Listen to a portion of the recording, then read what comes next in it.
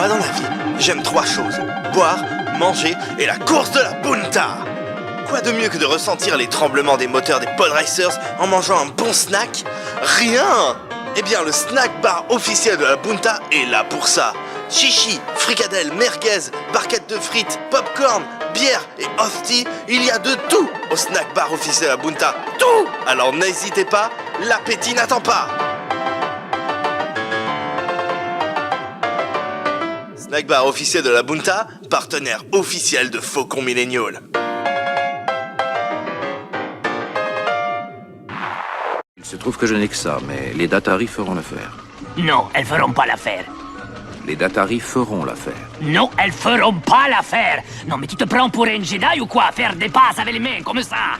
Je suis toïdarien. Ton truc mental, ça marche pas avec moi. Y a que l'argent qui marche. Pas d'argent, pas de pièces, pas d'affaires.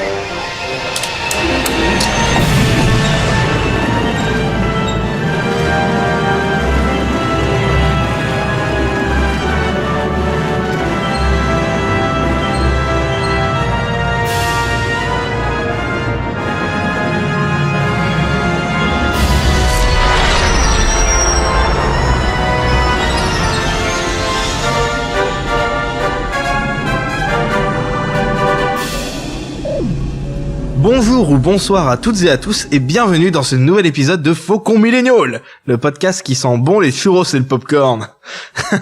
Je suis Gruskov et comme d'habitude je serai accompagné de mes chers camarades Tuki. Coucou. Et Matt. Salut. Par contre Ximnut sera pas là malheureusement aujourd'hui à cause de son travail, mais on lui fait plein de bisous. Et à son remplaçant aussi, qui n'a finalement pas pu venir non plus. On lui fait plein de bisous. Bon, c'était compliqué, mais bon, on est quand même 3, c'est bien, on va réussir à la faire, cette petite émission. Alors, Tuki, il y a eu quelques news il y a pas longtemps. Mais tu vas nous parler d'une seule, parce que t'es une feignasse. Je suis. Donc, vas-y. Alors, le 15 février, J.J. Abrams a annoncé sur son... Donc, J.J. Abrams, qui réalise l'épisode 9 de Star Wars, a annoncé sur son Twitter qu'ils avaient fini le tournage. Et il a remercié tout le monde en disant que ils étaient vraiment tous magiques, que ce soit l'équipe ou les acteurs, actrices, etc. Et que il leur serait éternellement redevable.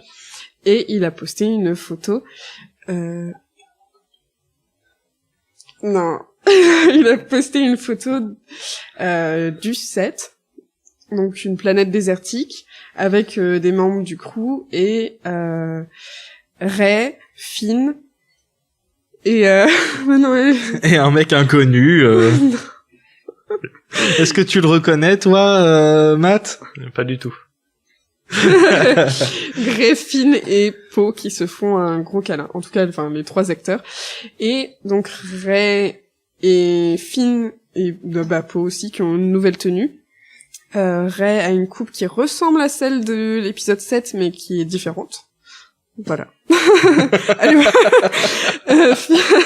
comment dire? Ils appelaient ça apparemment sur le tournage les boules ou les balles. Ouais, c'était rigolo. Rey avait les boules. Finn qui a plus ses cheveux tout courts comme il a, mais il a des espèces de petites tresses ou dreadlocks. Désolée si je me trompe, je connais pas tous les types de coiffure. Du coup, un petit peu plus foufou, on va dire, que la coupe qu'il avait en tant que Stormtrooper. Et Poe ressemble à Drake du jeu Uncharted.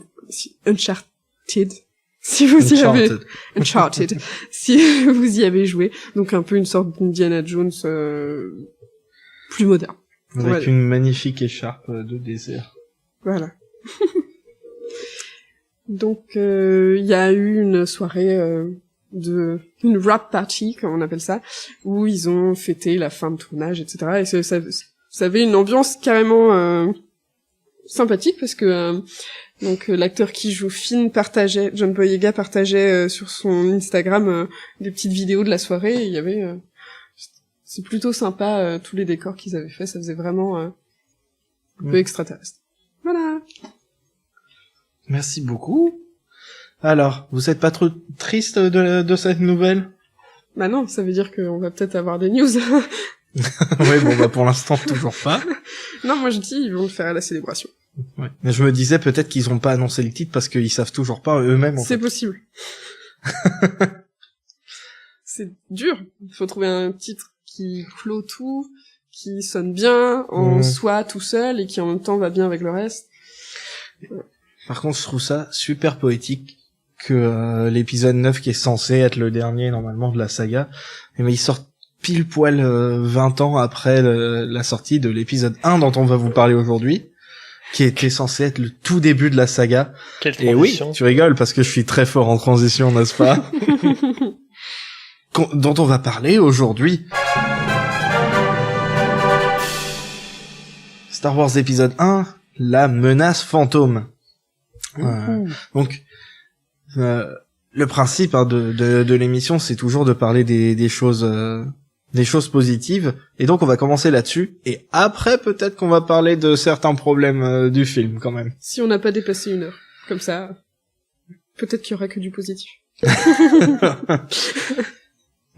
C'est pas sûr qu'on tienne 1 heure sur le positif.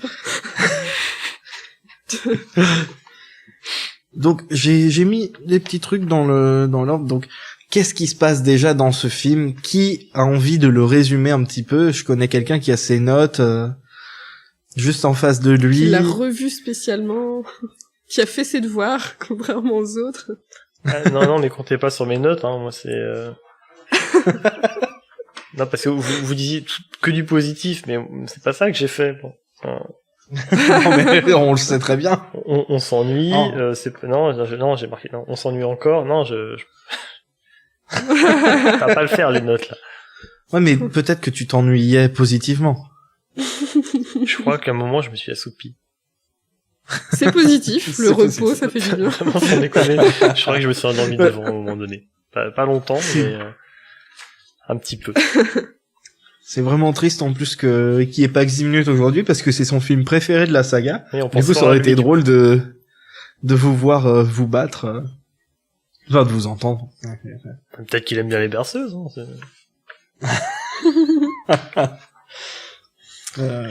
Ouais. Déjà, du coup, vas-y. on le résume ou pas, ce film?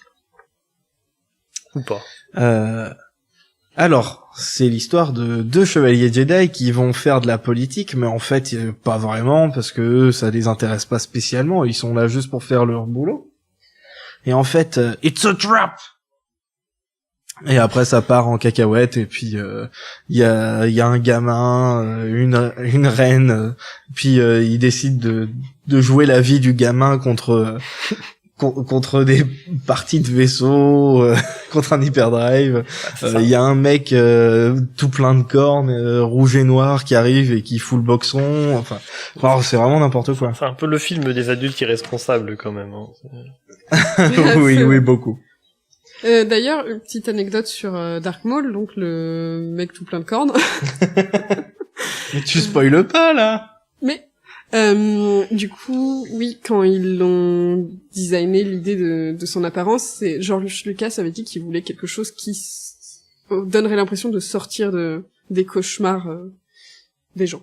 Moi perso, je le trouve plutôt classe. Hein, j'aimerais bien faire des cauchemars avec Dark Maul, mais c'est un avis personnel. On va pas juger. Je suis désolé. Hier, sur Battlefront, j'ai réussi à tuer Dark Vador avec un petit soldat pourri, et la seconde d'après, il y a Dark Maul qui est arrivé, il m'a tué en un coup. Maintenant, il me fait peur. T'as pas envie de le croiser dans un couloir. Et donc, voilà. Le résumé, bon... A priori, si vous écoutez le podcast, quand même, vous savez à peu près ce Oui, qui je se pense qu'on n'a passe. pas Hein, besoin de raconter le... Voilà. Si, il y a un moment, il y a C3PO et il a rien à faire là, évidemment. Meilleur moment du film. On a dit du positif. Du positif, c'est le premier épisode de la trilogie qui doit poser le background, donc les origines de Dark Vador. Ouais. C'est un bon résumé, je pense. Oui, c'est ça. Et puis c'est ça. Est-ce que vous l'avez vu au cinéma, toi? Je sais que non, Tuki. Moi, je sais que c'est le premier Star Wars que j'ai vu au cinéma. Hein.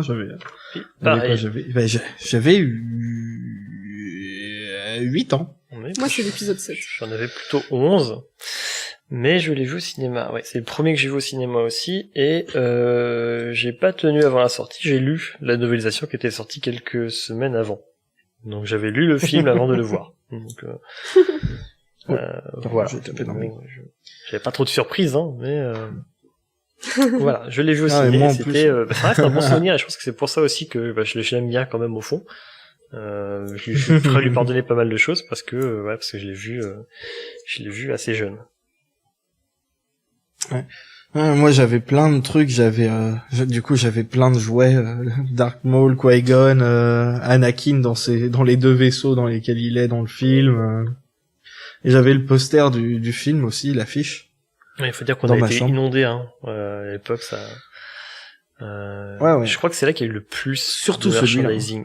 Je crois que c'est là que ça a atteint son sommet à l'époque, parce que j'ai pas souvenir que le 2, alors même si paradoxalement le 2 je crois que j'avais plus de jouets du 2, c'était en promo, ils arrivaient plus à les vendre, je suppose, mais j'avais plus de jouets du 2 que du 1, l'épisode 1, mais j'ai souvenir qu'il y avait beaucoup plus de produits dérivés, même de produits dérivés à la con. Je crois que j'ai une boîte en métal, il y avait un Panettone à l'intérieur, c'était une boîte Dark Maul. Enfin, ça allait très loin, hein. C'est là qu'on a eu la sucette avec la langue de Jar Jar Binks, on a eu des trucs complètement improbables. Ouais, moi j'avais un truc pour tenir les brosses à dents Jar Jar, où en fait c'était sa langue qui était qui tenait les brosses à dents. On l'a eu à toutes les sauces, la langue de Jar Jar à l'époque. Hein. Ouais. Ouais, j'avais le gel douche Dark Maul aussi. Nice. Ouais. Avec des cornes dedans. Ça faisait mal, mais bon, c'était Star Wars, ça faisait plaisir. Mais ouais, mais du coup, je pense que c'est là vraiment qu'on a été inondé de produits dérivés, donc ça a dû jouer aussi un rôle, voilà, si on était assez jeunes. Moi, je n'ai pas connu tout ça. Ouais. Je vivais dans ma campagne, reculée. La tête fouine française. Au bord de mer. Donc, pour attaquer le film, enfin l'attaquer. Non, pas encore, Matt, retiens-toi. Non, j'ai rien dit. Quels sont les personnages que vous aimez bien dans ce film? Parce que c'est quand même le Star Wars où il y a le plus de personnages principaux, il me semble. Enfin, de personnages... Il y en a plein, ouais. Quoique. Après, ça dépend. Dire par là, en même temps, personnages principaux. Ceci dit, c'est vrai que les vrais personnages principaux, c'est plutôt Padmé et Qui-Gon, et puis les autres gravitent un peu autour. Et Anakin. C'est quand même censé être le personnage principal. Reste drôlement accessoire dans le film. C'est ça. Un enfant, c'était pas facile de... Ceci dit, il fait pas mal de trucs badass. Surtout pour un enfant. Ouais, mais c'est jamais son propre fait. Insupportable, ce serait mieux, mais... Mais il est pas insupportable, ouais, moi, il est mignon. Jamais trouvé insupportable, enfin, ça faisait... Quand tu le regardes plus tard, tu trouves, avec du recul, tu dis, ouais, ça fait faux, enfin, je pense pas qu'un enfant parlerait comme ça, mais bon. Bah, déjà, tu vis dans cette galaxie, toi? Ouais, c'est ça. Puis bon, il est esclave, donc il est un peu plus mature, enfin, je ne sais pas. Non, tiens, ça, c'est un truc dont on peut parler aussi. J'en garde sous le coude pour n'importe rien. Pour le moment où on parlera des trucs négatifs, mais oui, il y a pas mal. Mais du coup, je disais, quels sont les personnages que vous aimez bien? Attention, hein, écoutez bien. Ouais, j'allais dire justement, j'ai du mal, enfin, cet épisode, c'est dur, c'est pas mal de personnages sont transparents, enfin, pas transparents, mais on a du mal à apprécier réellement les personnages. Moi, j'aime bien Dark Maul. Ouais, mais Dark Maul, son personnage. Dark Maul est cool. Oui, il est classe. Je pourrais jamais en démordre, il est cool. Quoi qu'on fasse, il est cool, même si il dit rien, ou quasiment rien, et que, non, il est juste cool. Il marche bien, je trouve. Le mec, il parle vraiment que quand il a des trucs à dire, quoi, c'est. Parce qu'à côté de ça, on a Qui-Gon qui, finalement, Mais il est sympa, Qui-Gon. Il est pas sympa, Qui-Gon. Il est vraiment pas sympa. Non, le personnage n'est pas sympa. Je veux dire, oui. il y a quelques petits moments où ses répliques sont drôles, mais non, c'est pas un mec gentil. Bah, même quand clairement, il a pris de son maître. Des fois, quand il répond à Jar Jar, je veux dire, c'est un petit peu un connard, hein. Enfin, Oui, il a ce côté un peu hautain, mais d'ailleurs, je pense qu'il tient ça de Doku qui l'a formé, c'est ce côté, nous, je sais pas si c'était, on est des Jedi, quoi. je sais pas si c'était pensé à l'époque du tournage, mais ouais, il a ce côté, enfin, il est pas, moi je le trouve assez antipathique. Obi-Wan, à côté, il est déjà cool, il est déjà sympa, il est un peu plus il est salé. Moi, je le trouve vraiment transparent, justement. Mais il est transparent, ouais, il est vraiment, Obi-Wan. il méritait d'être mis plus en avant, peut-être avoir plus de répliques sympas, enfin, quelque chose qui fait qu'on se dise, ah, c'est Obi-Wan, il est cool. Par contre, voilà, oui, Qui-Gon il est clairement xénophobe parce que... Il prend un rôle beaucoup plus important ensuite, donc ça aurait été cool de le mettre plus en avant. Anakin. Oui, alors on en reparlera, Jack Lloyd, il fait ce qu'il peut.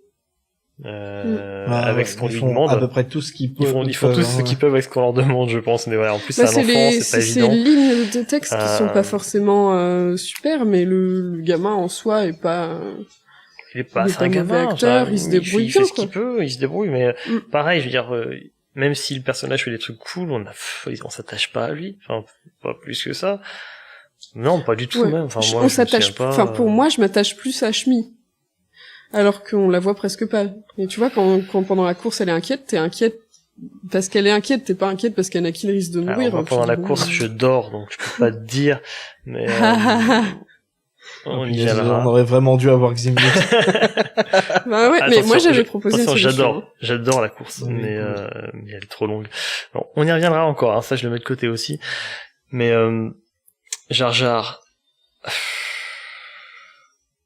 il y a des choses à dire, donc je vais pas le blâmer trop maintenant, mais en soi le personnage marche pas trop mal, mais il intervient toujours au mauvais moment.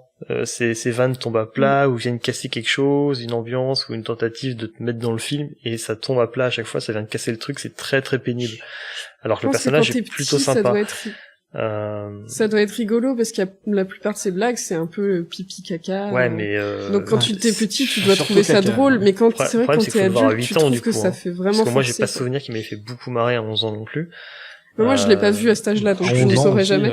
Je le déteste. Mais la première fois que j'ai vu le film, j'étais pas choquée par, enfin, ça m'avait pas dérangé. Voilà, c'est pas non plus un personnage auquel tu vas, j'adore Jar Jar. Mais ceci dit, entre Jar Jar et C3PO, il y en a un des deux auquel j'ai envie de mettre des claques et c'est pas Jar Jar. Hein.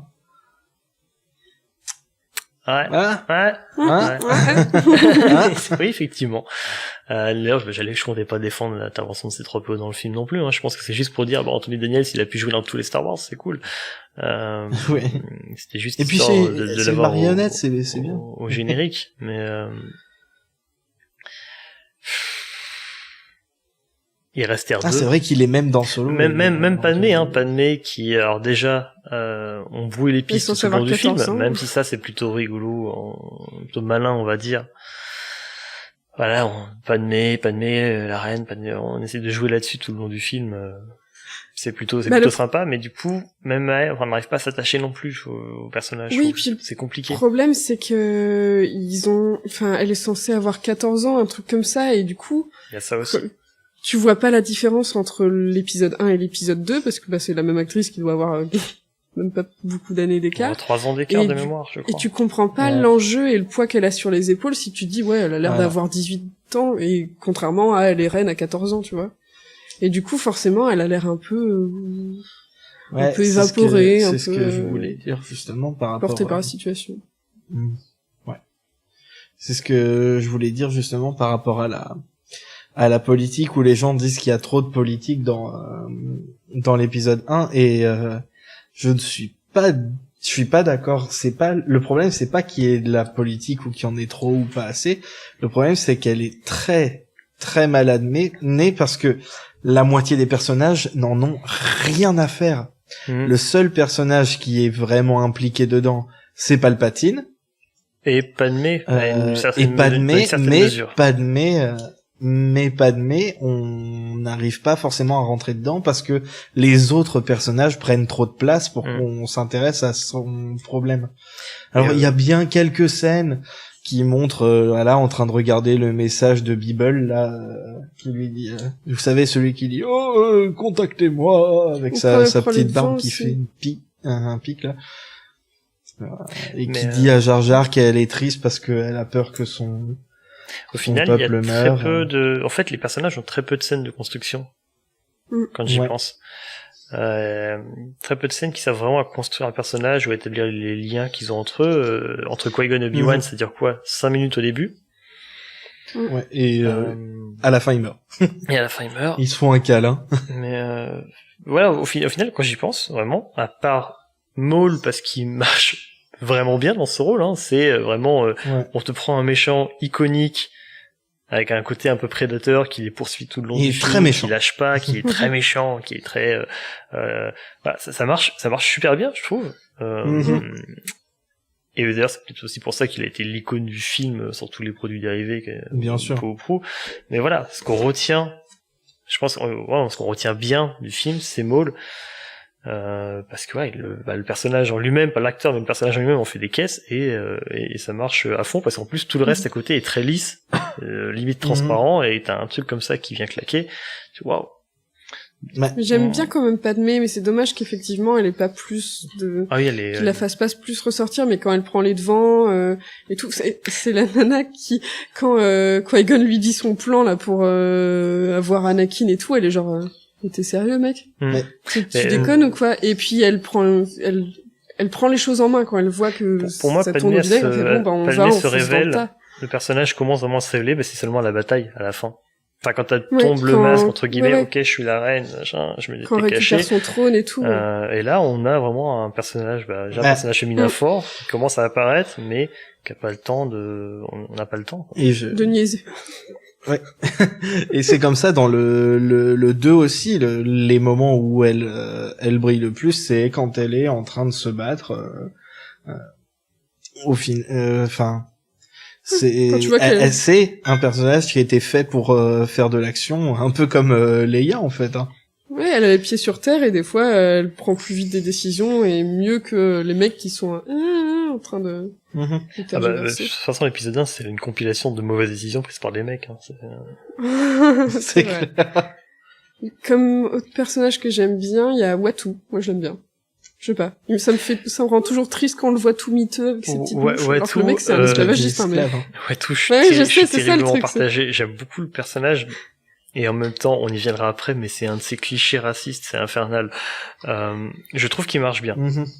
Il est, sa caractérisation est assez cool. Bon, il est, il est attiré par l'appât du gain, mais en même temps, il a une certaine tendresse pour Anakin. Enfin, il y a plein de trucs qui marchent bien avec le personnage.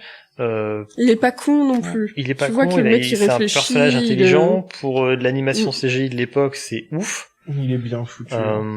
Il est mieux réussi que Jar Jar. Et d'ailleurs, c'est génial comment à chaque fois Qui-Gon se fait, enfin au début, se fait couillonner le coup de t'es un alien donc t'es con, allez fais-moi ça. Tu crois que ça marche sur moi ça mec? Et j'aime beaucoup le revoir aussi dans l'épisode 2 justement où on dit machin il est là et tout. Et tu veux pas m'arranger un petit truc? c'est un personnage que j'aime bien, mais on y reviendra, voilà, c'est un cliché de ouf. Alors quand t'es gamin, t'as 11 ans, t'as pas forcément tu te rends pas compte. Voilà, tu te rends pas compte, tu fais il est rigolo le personnage là, il est marrant. Après tu avec son drôle d'accent, un petit peu le malaise. Ouais, ses doigts crochus là. Mais moi je trouvais qu'il ressemblait à ma grand-mère, alors j'étais contente. Mais...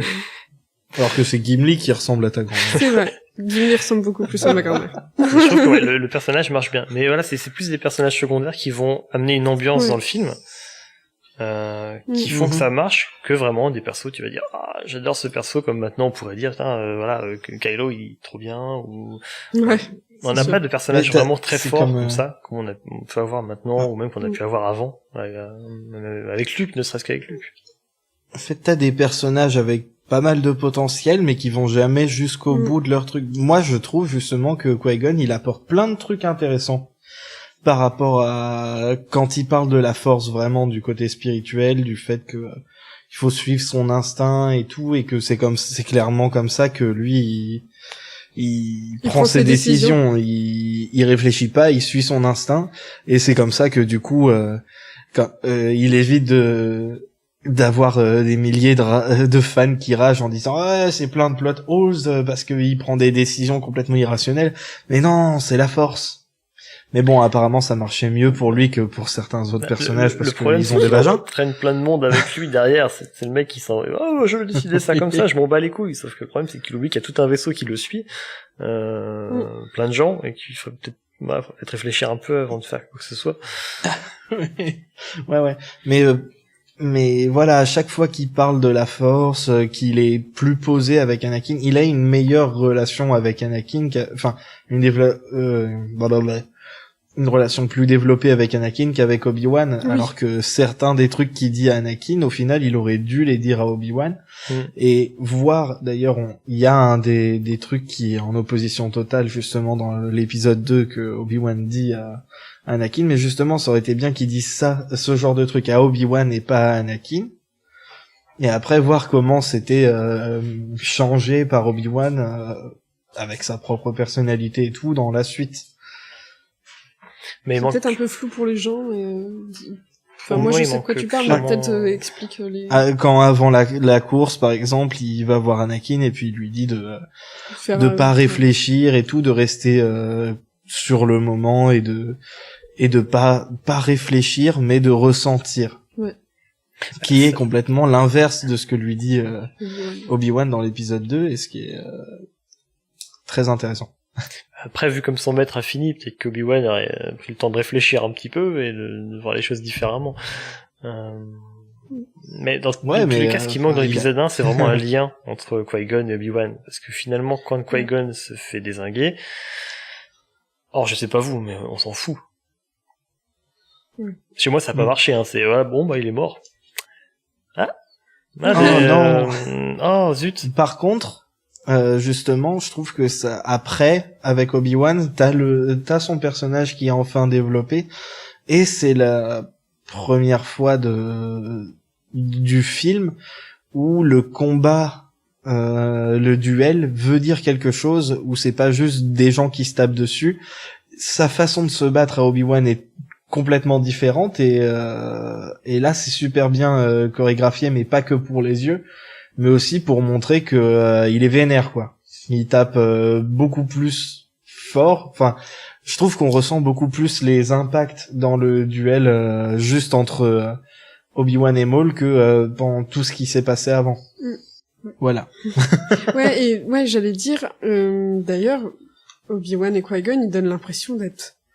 C'est vraiment juste, ok, je t'apprends les trucs, et voilà, ils ont pas on dirait qu'ils ont pas d'affinité entre eux, parce que clairement, à chaque fois que Qui-Gon prend une décision ou annonce un truc, notamment lors du Conseil Jedi et tout, t'as Obi-Wan qui est choqué, genre, mais attends, t'es sérieux, mec, mais c'est moi ton apprenti, ouais, mais non, c'est bon, t'es prêt.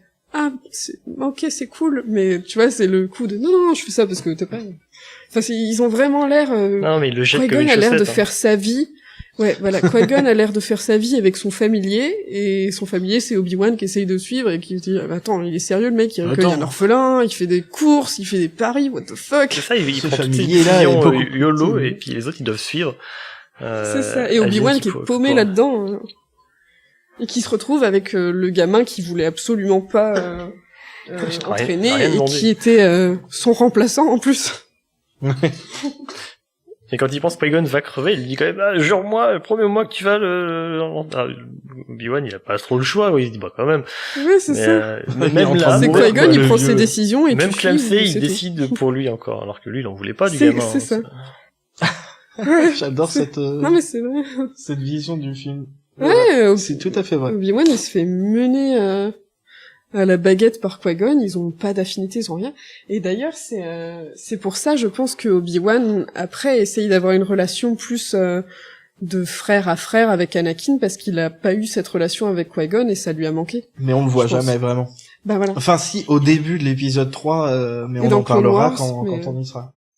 J'y pense, mais au niveau des personnages préférés, du coup, hein, c'est pas vraiment un personnage, mais il y en a qui marchent bien, c'est les droïdes. Je sais pas R2, vous, moi, il marche bien. Alors, pas R2, je parlais des droïdes de combat, en fait. Simplement, voilà. Simplement les droïdes de combat. Je sais qu'il y en a plein qui les détestent, ils cassent tout. Moi, je trouve qu'ils marchent très bien. Pourquoi ils sont je trouve qu'ils sont bien designés, la façon dont ils se déploient, c'est super classe. Ils marchent bien, je trouve, ils sont rigolos, ils sont stupides. Non, je trouve qu'ils sont très cool. Même les- clairement un bon souvenir du film, c'est ces droïdes qui sont... Ouais. Même les Gungans pendant la bataille, je les trouve attachants. Celui qui fait un peu vieux, qui a l'air d'avoir une Tarpals. moustache et qui regarde Jar Jar faire n'importe quoi et qui est genre, ouais, vas-y. Non, Tarpals, il est très cool. Ouais. Ouais. Ouais. Si vous l'aimez bien, regardez pas Clone Wars. Pardon. Oh. Zut. J'ai dit quelque chose. Rien dit. moi.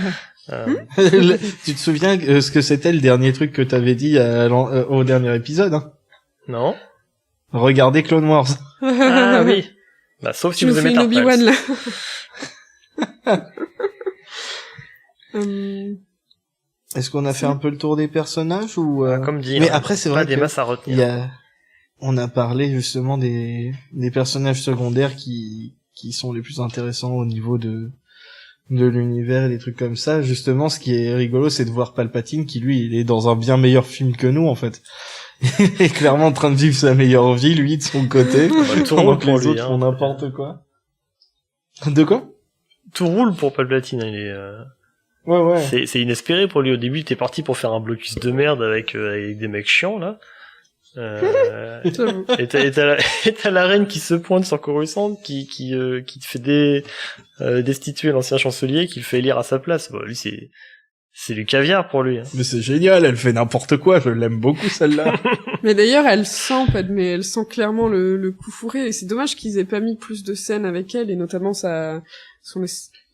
quand elle essayait de faire un putsch, parce que... Ça, c'est après, c'est dans Oui, je l'épisode sais. 3. Mais ouais, tu vois que quand elle interagit avec Palpatine, elle est toujours un peu méfiante, genre je sais que t'as de l'ambition, mec. Mais avec ce postulat de départ, il y aurait eu toute une autre trilogie à faire, une autre prélogie à faire, où justement, Padmé essaye de contrecarrer tout le long Palpatine. Ça aurait été beaucoup plus intéressant, je pense, que ce qu'ils en ont fait. Ouais. C'est vrai. Bien sûr. Et c'est ce que Padmé, je c'est le disais. personnage qui a le plus de potentiel dans la trilogie. Et c'est ce que je disais à Grushkov, je disais, en fait, ça aurait été mieux si les films n'avaient pas suivi Anakin dès son enfance, mais avaient suivi Anakin, donc chevalier Jedi, et qui est un mec super, comment dire, loyal. Droit dans ses Et du bottes. coup, tu suis Padmé, qui se rend compte que le pouvoir est corrompu et qui essaye d'agir là-dessus, et qui est en conflit avec l'homme de sa vie, enfin en tout cas son amoureux, peu importe, qui lui est, non, c'est le pouvoir, tu suis le pouvoir, sinon t'es une traîtresse. Et c'est ça aurait été mieux que ce soit ça qu'il fasse partir du côté obscur Je crois qu'on l'a déjà dit, hein, il me semble, mais l'épisode 1 mais je crois que oui, on en avait est parlé. complètement optionnel, en fait. Tu commences à l'épisode 2, tu rattrapes les wagons, il y a aucun problème.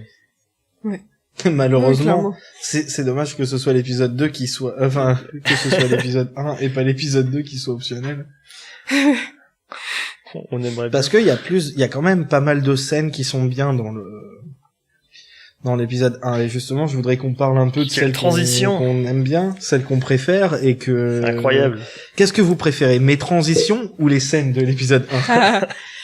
Moi, alors je t'en avais déjà parlé, il faut que je retrouve exactement comment je l'avais formulé, mais il y a des passages de mise en scène qui sont vraiment, vraiment bien pensés, notamment lors des funérailles de Qui-Gon, où en fait, tu vois le chemin que va parcourir Anakin en fonction de l'ordre des personnes qui sont à côté de lui, c'est-à-dire que tu vois Qui-Gon, donc c'était celui qui était censé être son maître, qui représentait ses espoirs, tout ça, qui brûle. À côté, t'as Obi-Wan, et Anakin, il va être entraîné par Obi-Wan, il va être formé à la Force. Ensuite, t'as Padmé, c'est ce qui va lui faire douter de sa formation avec Obi-Wan, ce qui va commencer à mettre des nuances dans sa relation avec la Force, et Palpatine qui va le tourner complètement du côté obscur. Et si tu regardes à l'enterrement, t'as Qui-Gon à gauche, Anakin, et dans l'ordre, Obi-Wan, Padmé C'est rigolo. et Palpatine. Ouais, et je trouve cette mise en scène super bien parce que en plus, ça montre le visage des personnages et ça s'éloigne de plus en plus en montrant l'ordre et ça finit sur Palpatine avec son petit ça change smirk de là, son focus. petit sourire. Oui, en plus ça change enfin, il y a des effets de caméra et du coup t'as le Palpatine avec son petit qui fait le petit regard genre. Il sourit, je crois, J'étais il y a à un petit l'œil. rictus, il me semble. Hein. Oui, mais il y a toujours un rictus. Parce qu'en même temps, il y a Yoda et Windu qui parlent de qui est le maître, qui est l'apprenti, blablabla.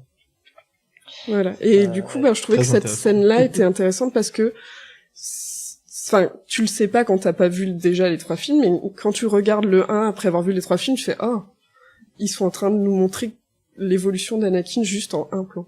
Mhm. Donc toi, quand on te demande tes scènes préférées, tu commences par la fin. C'est tout de suite plus pratique. Bah ouais.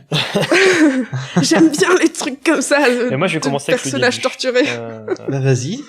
Moi, dès la fin, la première scène, en fait, dès le début du film, vraiment après le carton, bah, évidemment après le texte déroulant, mais je trouve que toute la séquence, même pas que la scène, mais toute la séquence sur le vaisseau de la Fédération, il marche bien. Oui. Je crois que c'est mon préféré du film. Parce que je suis encore bien Très, éveillé. très cool. Je suis encore bien éveillé à ce moment-là, c'est pour ça que j'aime bien. Mais Il est très cool, mais il y a un problème, c'est leur espèce de vitesse de Jedi qui n'est jamais réutilisée après. Et tu dis pourquoi? Est-ce que ils l'ont abandonné parce que c'était trop cheaté? Est-ce que c'était vraiment un truc que Qui-Gon faisait et il entraînait Obi-Wan? tu parles j'arrive même pas à situer, tu parles de quoi? Leur course, quand ils s'enfuient Quand il y a des droïdes de K, casse qui arrivent. et ben, ils se mettent à sprinter comme des oufs. Et ils partent super vite, et ça n'est jamais réutilisé, à part peut-être par Kylo Ren qui se téléporte devant Rey et Finn dans la forêt, mais... Je me souviens même pas de ça, j'ai même pas fait gaffe. Non, moi je trouve que la scène est jolie. Enfin, les scènes sont jolies. De toute façon, la photographie en général, la lumière est top. Ouais. Ça marche bien. La CGI, elle est super discrète. Ça marche bien. Pareil, hein, ça passe super. T'as encore en plus un mix avec des effets pratiques, des maquettes. Le croiseur Jedi au début, il est en maquette. Finalement, il y a beaucoup de maquettes, hein, l'air de rien, mais je trouve que tout ce passage jusqu'à ce qu'il s'échappe du vaisseau, en fait. Voilà, ils fondent la porte à coups de sabre laser, où il y a des droïdes qui arrivent, même les droïdes destroyers, les droïdes de casse, ils sont super, le design est cool. Oui. Tout le début de ce film avec la musique derrière, ça marche super. J'aime bien. D'accord avec toi. En plus, on s'est déjà farci le texte déroulant au début, on n'a pas trop non plus de mise en situation, ça rentre direct dans le vif du sujet, mais c'est plutôt cool. Ça marche vraiment, moi j'aime bien. J'aime bien cette personne. Ouais. Et il y a Ewan McGregor qui lui il vit sa meilleure vie là à se battre contre les droïdes. À chaque fois qu'ils doivent se battre contre les droïdes, lui il est à fond. Hein. Mais toutes les scènes, je crois que de mémoire toutes les scènes où il se bat, n'importe quel film en fait de la prélogie, tu sens qu'il kiffe sa vie, hein, qu'il est. Ouais, c'est clair. Oui, complètement. Hein. Il s'éclate. Il est là pour s'amuser.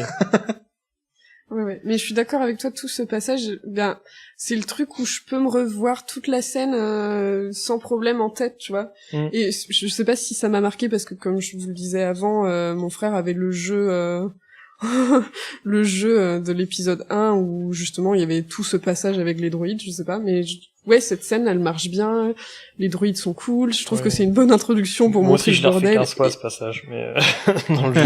Oui, c'est ça. Il y a même une bonne blague d'Obi-Wan à la fin. Ah, mais vous aviez raison, ça a pas duré longtemps. C'est vrai. Il avait déjà beaucoup d'humour à l'époque. Mais non, tout ce passage est cool.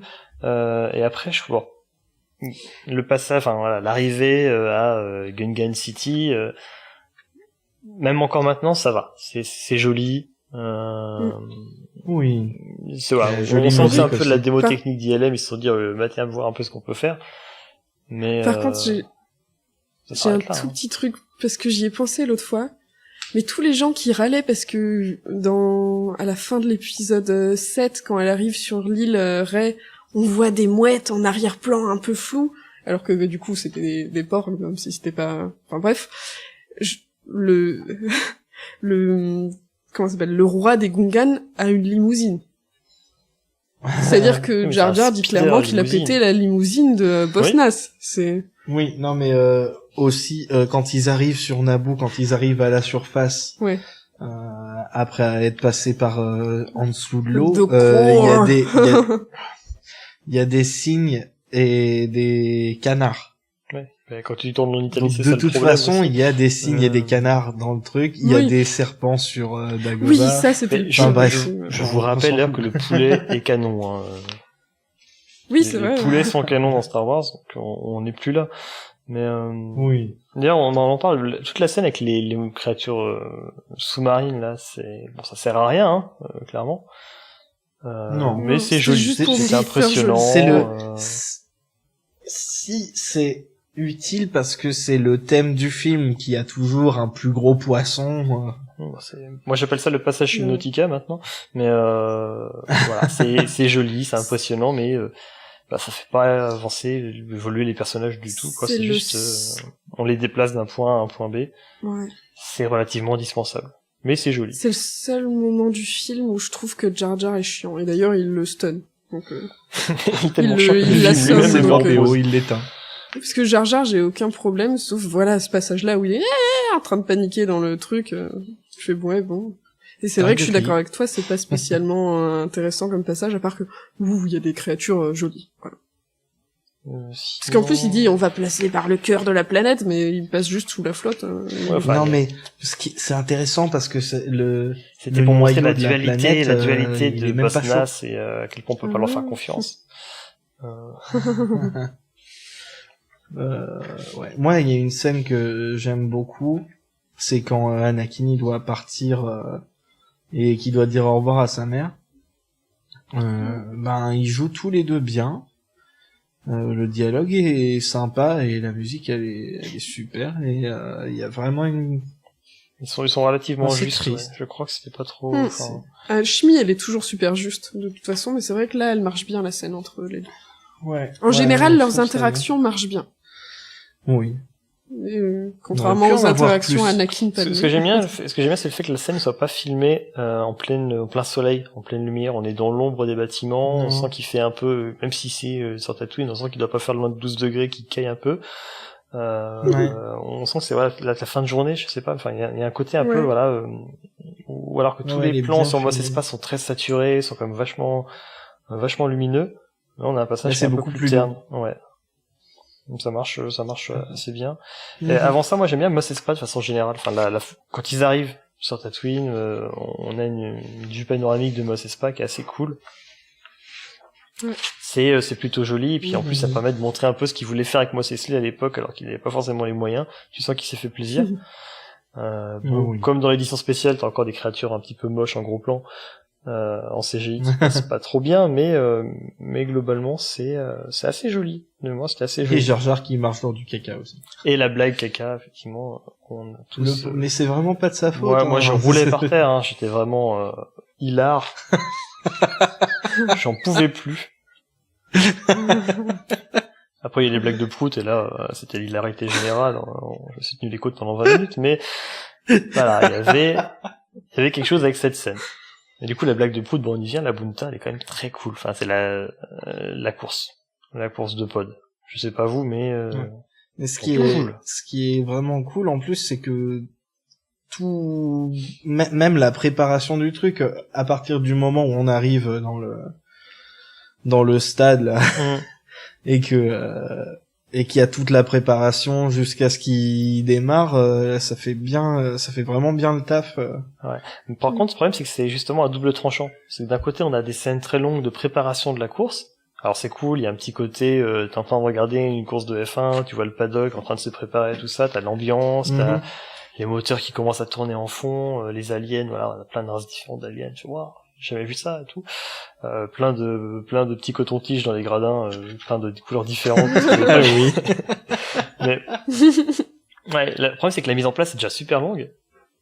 Ouais. Ça contribue à l'ambiance. Du coup, on est vraiment dedans. On kiffe. Moi, je kiffe ce passage. J'aime beaucoup, mais c'est long.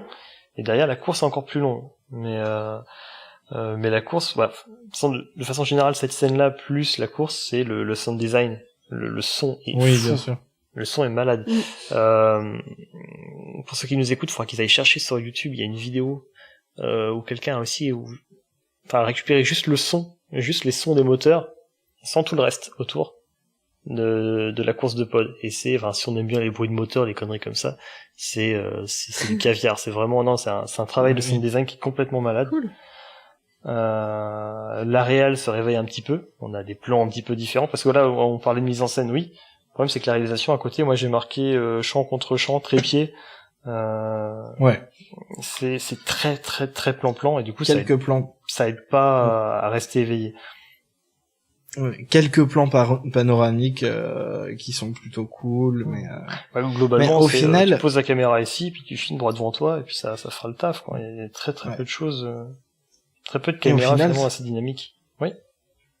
Non, je croyais que t'avais fini.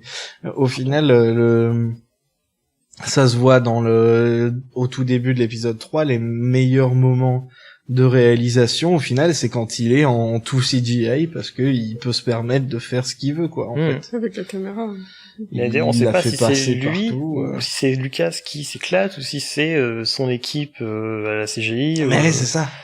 le second réalisateur qui me remet que c'est des caisses, quoi. Voilà, vu que c'est tout le temps dans les passages très CGI, on pencherait plutôt du côté des animateurs des des animateurs, ouais, quoi. Après, je pense qu'ils ont des directions. Oui, donc, bien sûr. Oui, je oui. ne sais pas. Après, c'est quelque chose aussi à remettre en rapport avec les épisodes précédents. Enfin, tu prends les plans de la Guerre des Étoiles, parce que c'est le seul qui l'avait réalisé réellement avant. Ces plans, mais à côté de ça, les scènes avec les maquettes, avec les effets spéciaux qui avaient été créés pour l'époque, il y avait des plans assez ouf. Oui. D'ailleurs, globalement, c'est inspiré de vidéos d'archives de la Seconde Guerre mondiale, de pilotes justement de chasse. C'est au niveau de la mise en scène, des plans, du montage, c'est beaucoup basé là-dessus aussi. Oui. Mais on va parler de ça quand on sera à l'épisode 4. Une autre fois. Alors sinon, pour la course, moi j'ai j'aime marqué... bien... Pardon, non, je vais finir. C'est beau, mais c'est long, trop long. Et après, j'enchaînais avec le premier duel avec Maul. Mais oui, je t'écoute. Non, je pensais à la scène de Maul sur sa moto qui dure quelques secondes, qui toujours aussi... le scooter de Domino's Pizza. Ouais, non, j'aime bien. Oui. Qui Petit truc où il tombe à pic C'est et t'es génial. genre what. Alors par contre, justement, moi, moi je trouve bien. ce passage est plutôt cool parce que on a un Maul qui, bon, il est sur Ah un oui, scooter, je mais kiffe, moi. il débarque, il dit pas un mot, il tombe sur la tronche de Qui-Gon et il commence à lui mettre sa race. Mais oui, il Moi est j'aime bien, génial. ça marche bien. T'es en train à peine de sortir de ton demi-sommeil de la course et puis d'Anakin qui s'en va de chez sa maman. Tu fais, il se passe un truc dans le film, attends, bouge pas. Non, ça marche bien parce qu'on voit, voilà, il les poursuit, il les lâche pas, il dit pas Maul, un mot, il on est sait cool pas dans pourquoi il toutes tombe ces sur la scènes, de toute tronche. façon. Il est cool, c'est ça. Mais oui. Il pose même pas de Avec sa questions, petite lui, il moto, arrive. le mec, tombe du ravin, ouh. Il saute de sa moto, tu sais, il a pas le temps. Oui, c'est ça. il met même pas la béquille. Et encore, ils ont arrive pas. coupé les scènes, mais ouais, il arrive à sauter sur le truc du, comment ça s'appelle, l'espèce de plan Ouais, sur la incliné, passerelle. sur la passerelle, et il arrive à sauter sur le vaisseau. Ouais, non, puis Comme sans un casque, badass. tout ça. Ouais. C'est du scooter sans casque, c'est un fou furieux.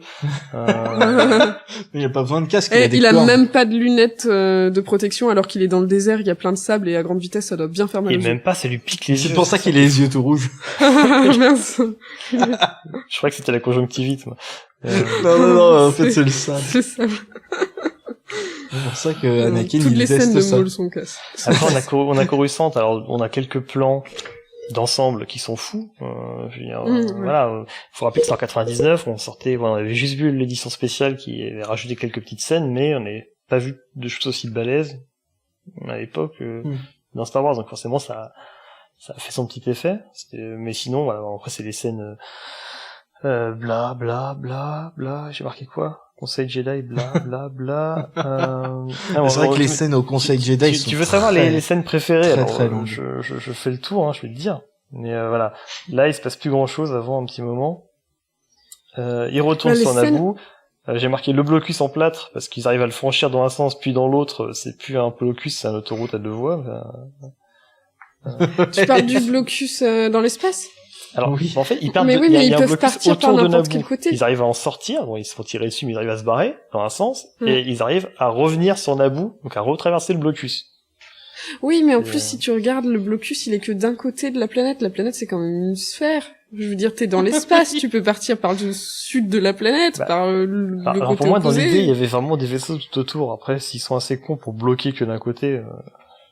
Là, je sais pas dans quoi les te plans dire, qu'on mais- voit, on voit pas qu'il y a, enfin, c'est pas impressionnant, tu vois pas qu'il y en a partout. Je veux dire, il y a au moins, ils ont l'air vraiment, s'ils font vraiment le tour, ils ont l'air de faire qu'une ligne autour. Donc tu pars par le sud de la planète, tu fais un détour, c'est pas grave, tu te casses. Ça valait bien le coup de se Ça faire rejoue tirer dessus trois à l'aller. Mais Mais oui, Ouais. c'est ça, je me suis toujours Faut dit faire pourquoi tous ils les passent droïdes. entre les vaisseaux alors que tu passes du côté opposé, c'est bon, t'es tranquille. sinon, donc ensuite, voilà, la bataille, j'ai marqué quoi? J'ai marqué le sound design général, qui est beaucoup trop cool. Surtout les scènes dans la plaine avec les Gungans et les droïdes en face, le son des canons des droïdes, il est malade. Ouais. Oui. Le Surtout déploiement quand il des touche droïdes de après. combat aussi qui se déploient aussi, c'est super super cool. La musique, Je trouve que, par contre, les CGI ont un peu vieilli sur ces scènes. Je trouve que Ouais. la pelouse fait vraiment fausse. À chaque fois que je vois ce plan-là, je fais, waouh, ça Mais fait je vide. crois que faux, c'est la- C'est un vrai endroit. c'est pas la Non, c'est- colorimétrie Non, qui a été c'est un- foirée. c'est un Ouais. vrai. Ah, c'est peut-être la, Ouais, c'est peut-être au la niveau saturation, ce genre de truc, l'étalonnage du truc. parce que Ouais, du coup, ouais, sur C'est le- un vrai euh, endroit, vrai Peut-être que endroit. pour être raccord avec Un les effets endroit. spéciaux, ils ont augmenté la luminosité ou un truc. Enfin, c'est très vert. je pense que d'accord, c'est mais- fait c'est le exprès, fond en plus, d'écran hein. Windows qui se fait envahir. Parce que, tu sais, tout du long, il essaye de te montrer que Naboo, c'est une espèce de paradis super Mm. esthète et tout. Même Bah, leurs c'est- vaisseaux, les Ah. N1, ils sont magnifiques. C'est Alderaan Ouais. 2, hein, Trop bien. Mais en fait, c'est Ouais, leur c'est piste ça. de golf. C'est pour ça que c'est tout vert. Oui, tout C'est c'est un ça. green. Enfin, tout- Toute la planète, c'est un green. C'est pour ça. Mais voilà, le son est malade, les idées avec les droïdes, c'est très cool, les chars sont super. Moi, j'adore quand le t'es gamin moment et que tu où vois t'as- tout ça, tu- t'es quand même à fond, quoi. Mhm. Ouais, bah moi j'adore tu sais, ils ont leur énorme bouclier, les Gungans, et enfin les tirs de canon, de peu importe, passent pas, mais les droïdes avancent et passent à travers, et là t'es, oh fuck, mais Oh. c'est pas con, oh bordel. À chaque fois ça me fait le truc de, oh fuck. Si seulement ils avaient commencé à leur tirer dessus avant qu'ils passent à travers. Bah ouais, c'est ça le truc, tu dis, vous réagissez un peu tard les gars. Et puis sinon, bah, de façon générale, la prise du palais, et puis le duel. Ouais, Parce que le duel, mine de rien, c'est c'est joli comme décor. En plus. le moins raté de la prélogie, en fait.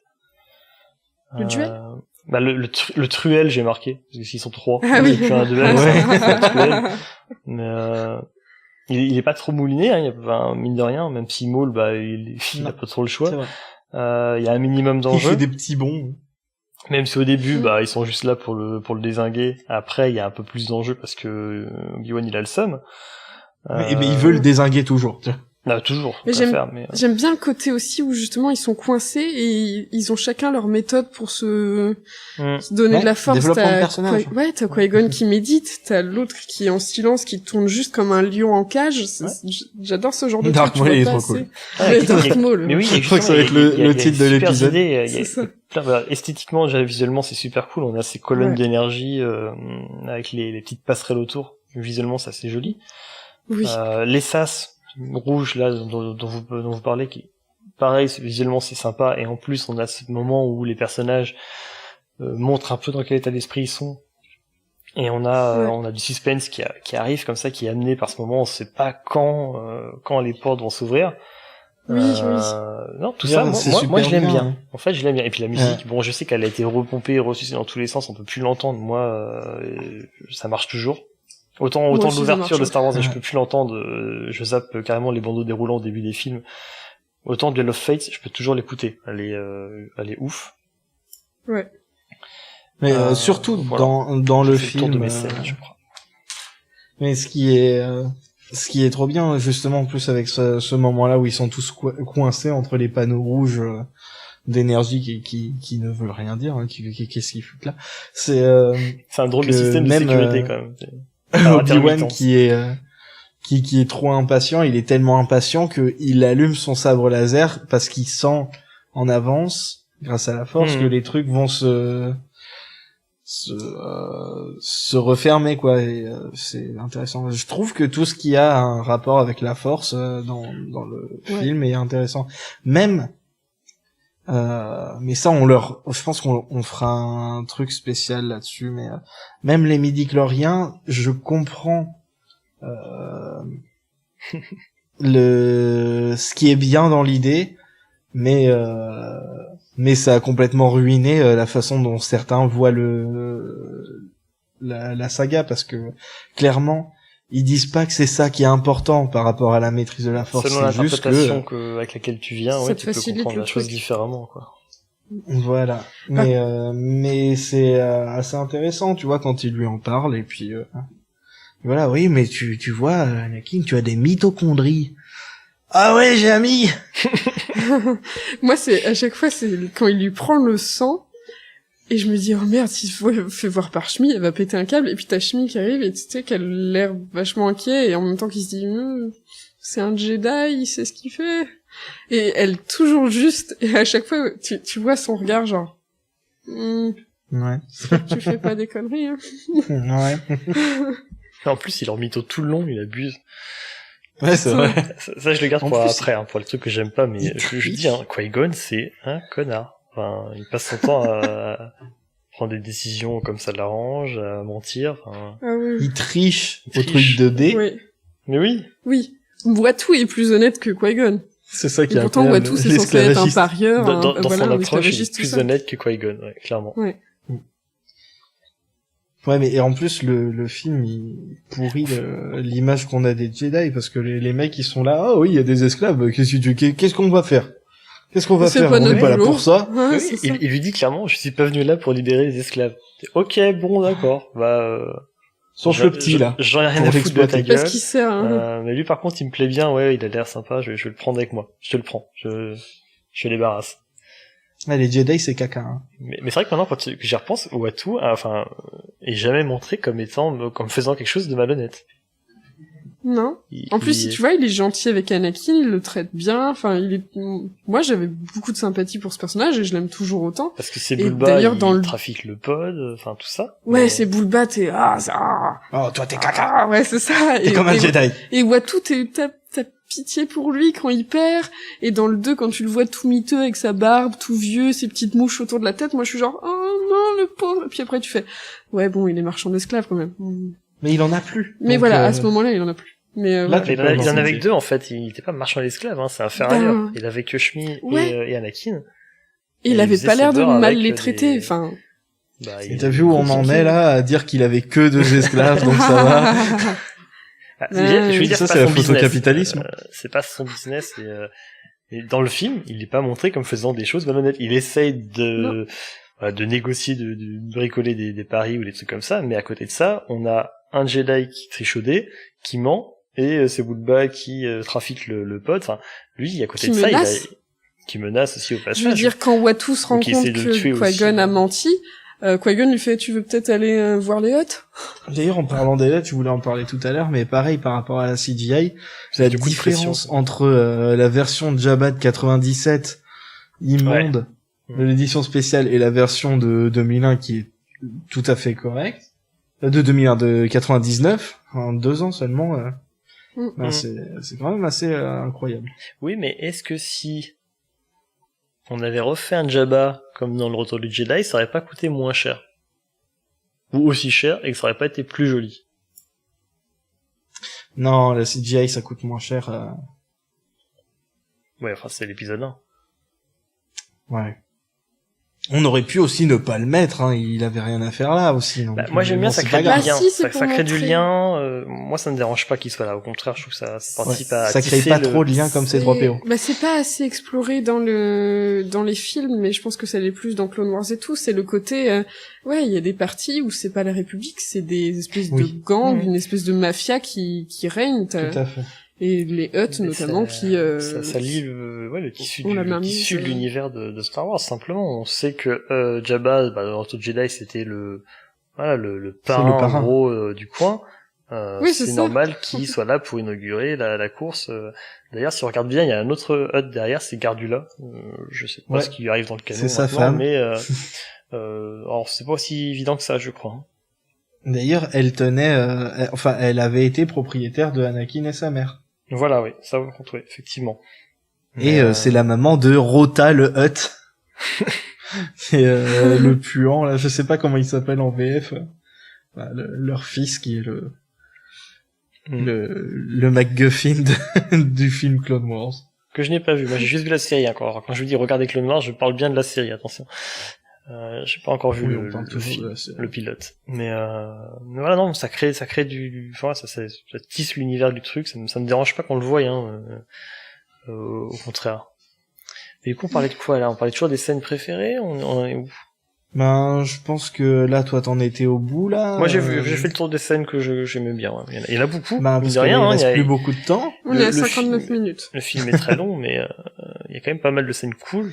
Le problème, c'est qu'entre entre chaque, on s'endort un peu. Mais en fait, les scènes d'action marchent toujours bien. En fait. Et c'est bien d'avoir ça à se dire, quoi. Surtout quand les ennemis c'est des droïdes, en CGI. Ouais. de Du façon coup, générale, il y a pas vraiment de... Qu'est-ce qui marche bien encore dans ce film? La plupart des designs, de façon générale, hein, les droïdes, comme je les disais, vaisseaux, les vaisseaux là, les jaunes de la bataille de fin, ouais, ça fait partie des plus N1, jolis. là, on dirait des voitures des années 50, mais ouais, ils sont, enfin, tout le design est quand même très cool. Il y a pas beaucoup de choses qui marchent mal, je trouve.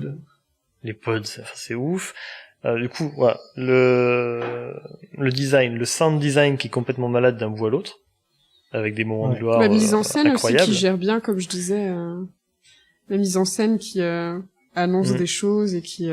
Alors je dirais par moment, parce que c'est pas... Oui, pas toujours. C'est vraiment pas tout le long. Hein, quand il se sort les doigts du nez... Mais, en fait, des fois, il est en train de se curer le nez, il fait, ah, attendez, j'ai un truc, j'ai une idée. On va mettre les personnages dans ce endroit-là, ça va le faire. Mais non, enfin, globalement, le problème, c'est que la réal est plan-plan de ouf. il y a un truc aussi. Ouais. Moi, je sauve la musique, le design et le sound design, principalement, donc tout ce qui est autour du film, mais il est pas, Bah, c'est dedans, hein, ça participe. C'est dedans, hein, mais, c'est entre guillemets, c'est un peu à côté, je veux dire, hein, c'est pas le cœur d'un film, en général. Comme je me disais la dernière fois en voyant la communauté de l'anneau aussi, bah j'en ai parlé beaucoup, hein, là. C'est que Star Wars et Seigneur des Anneaux, c'est principalement des nanars qui ont eu une super musique et des super scènes d'action en fait. Ouais. Ils peuvent frôler le nanar, quoi. Et des fois ils ont vraiment les deux pieds dedans, hein. Mais c'est génial. C'est trop bien quand c'est comme ça, c'est trop bien. Ne râlez pas quand les choses sont bizarres ou rigolotes. Quand il y a des gros plans un peu étranges sur des personnages, par exemple sur les yeux de Grievous et de Moi j'aime bien, hein, ça marche bien, je trouve. C'est très drôle. Mais le 2 et le 3 ont ce côté parfois un peu presque assumé, on sent il y a des passages dans ces deux films où ça il y a un petit côté pas nanar mais vraiment un petit côté un petit peu rétro dans la mise en scène, c'est assez rigolo. Moins dans le premier, moins dans l'épisode 1 je trouve. Il y a très peu de moments où je me suis dit ça c'est cool au niveau de la mise en scène, hein, je veux dire, mais oui. Il y a quoi, il y a une caméra, il y a quelques caméras embarquées dans la course, quelques plans un peu sympas, mais globalement, on se fait chier. En termes vraiment de réal, d'angle de caméra, tout ça, on s'emmerde quand même pas mal.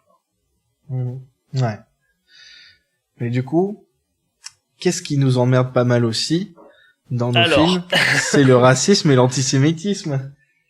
Bah le racisme en général, l'exploitation du cliché. Le cliché raciste et antisémite pour des personnages, pour définir les races aliens en fait, hein. C'est Alibi qui dit ça justement aujourd'hui sur Twitter, qui devait être notre invité, on lui fait un coucou et qui a pas pu être là, mais comme elle disait aujourd'hui, les Némodiens, la Fédération du commerce, c'est les Chinois, c'est les Asiatiques avec ils ont un accent pas possible. Derrière, on a les Gungans, ils ont un langage, on dirait le langage de cité que s'imagine un mec qui a jamais été mettre les pieds dans une cité. Enfin, ils ont un langage. D'ailleurs, Jar Jar est joué par un homme noir. Aussi, oui. Et il garde sa voix aussi, donc ils ont pas cherché non plus vraiment ils jouent carrément là-dessus. C'est limite si Jar Jar il arrive pas en disant wesh bien ou bien, enfin il y a un peu ce côté c'est sûr qu'il dit pas ça. On n'est pas loin, hein, par moment. Wesh bien ou bien les brutalistes. Avec sa limousine, ça rentre dans le même truc, le côté un peu gangsta riche quoi, enfin. Ouais, crash limousine. Et puis le plus gros, je dirais, c'est Watto, quoi. Justement, pourtant il marche bien comme personnage parce que voilà, il est caractérisé. Il y a ce côté un petit peu tendre avec Anakin, tout ça, et puis ok, d'accord, il est attiré par le gain, par tout ça, il marchande beaucoup. À côté de ça, est-ce que c'était nécessaire de lui mettre une trompe aussi longue, de lui donner ce côté un petit peu nasal, on va dire, et puis cette voix, cet accent derrière qui fait. Il y a que le fric qui marche avec moi, infernal, quoi. Avec notre espèce. Quand il sort, il y a que le fric qui marche. C'est pas avec lui, c'est avec son espèce. je crois que c'est que, enfin, quand il dit pour le fric, il dit lui. Non, il dit avec nous. Il dit que le truc, il marche pas sur eux. Moi, le coup de la force ne marche pas sur eux, mais qu'avec lui, il y a que l'argent qui marche. Ah bah, en anglais, il fait, alors, oui, je l'ai revu en VF par nostalgie. Donc, je sais pas. Ah, ok. Parce qu'en anglais, il fait, Jedi Mind Tricks, don't work on me. Only money. D'accord, ouais. Mais, voilà, c'est clair que c'est pas subtil du tout. C'est pas subtil. Ce qui est assez incroyable parce que il est quand même pote avec Spielberg, quoi. Du coup, ça fait étrange, hein. Je sais pas te dire que mais c'est des questions que j'aime pas trop aborder parce que je suis sûr que je dis de la merde sur tout ça, mais je pense que tu peux à la fois être certain de pas être raciste et en même temps tomber à plat ventre et trouver dans les clichés derrière. C'est clairement ça, en disant regarde, ça si on calquait ces clichés, il aime bien l'argent et tout, on calquait ces clichés sur le personnage, regarde, ça marche bien, il est rigolo. Bah oui, parce que ça te fait penser à ces clichés en arrière et tu fais ah oui, il marche bien le personnage. C'est ça que je disais tout à l'heure que j'aime bien Watteau, mais ça me gêne d'apprécier le personnage d'un côté parce que je sais qu'il est basé sur tout ça. C'est assez délicat, mais voilà, tu peux être certain d'être tu peux prétendre antiraciste ou estimer ne pas être raciste et te rouler là-dedans sans t'en rendre compte. Par contre, ce qui est intéressant. Oui, vas-y. Pardon. Je crois qu'ils ont eu un meilleur traitement dans Clone Wars après les Toydariens, justement, avec un côté plus moins il y a que l'argent et machin, et j'ai vu un épisode où ils étaient là et c'était vraiment dans la série, c'est clairement lissé. Ils avaient plus de profondeur. Ils avaient clairement le côté non, nous on veut, je crois que c'est quand Dooku et Yoda se battent pour gagner le plus de peuple à leur côté, et ils sont genre non, nous on fait confiance à Yoda, c'est un ami, on les voit sait dès que le premier vous faites de la épisode, merde. Il est un peu chiant, c'est pas le meilleur épisode, mais on les revoit plus loin, et effectivement, on a vraiment plus ce côté-là, ça a été clairement lissé de ce point de vue, et même de façon générale, je sais pas si c'est une volonté nette, mais dès 1999, il y a eu des articles disant que il y avait ces clichés dans le film et que c'était un problème, ça l'est clairement, et dès l'épisode 2, on avait plus en tout cas les nouvelles espèces à part ceux qui reviennent, quoi. Voilà, à part ceux qui reviennent du premier épisode, et encore, je crois que c'est un petit peu lissé au niveau des accents, tout ça, ils sont un petit peu allés moins fort, mais les nouveaux personnages, les nouvelles races introduites d'extraterrestres dans la trilogie, non plus, au moins eux ne représentent pas des clichés racistes, ouais. Alors, ils en ont fait 3 dans un seul film, donc je pense qu'ils se sont calmés après derrière, mais peut-être que si une volonté de freiner un peu et de se dire merde, on va y réfléchir à 2 fois avant de faire ça, quoi. En plus, c'était dans la lignée de la trilogie originale, parce que Lando, c'était le seul personnage noir, et c'est le mec qui sait pas trop ce qu'il veut, et puis il te trahit, et puis c'est un dragueur, et puis finalement il revient, et c'est un peu un couard, tu vois, un petit peu frileux par moment, oui, il est pas appréciable, et moi, Lando, je l'aimais pas justement parce que c'est le gars qui a un peu le cul entre deux chaises et qui, contrairement aux autres qui foncent tête baissée, courage, machin, cliché du héros, lui c'est le côté je prends un peu avantage du truc, du côté où ça penche le mieux. À la fin, il se rattrape un peu, mais c'est vrai que le problème est un peu plus ancré que ça. Il détruit la 2e étoile de la mort. Oui, voilà. À la fin, il se rattrape, mais au début, il est un peu dans le cliché du. Le problème est plus ancré que ça pour moi quand même dans Star Wars même.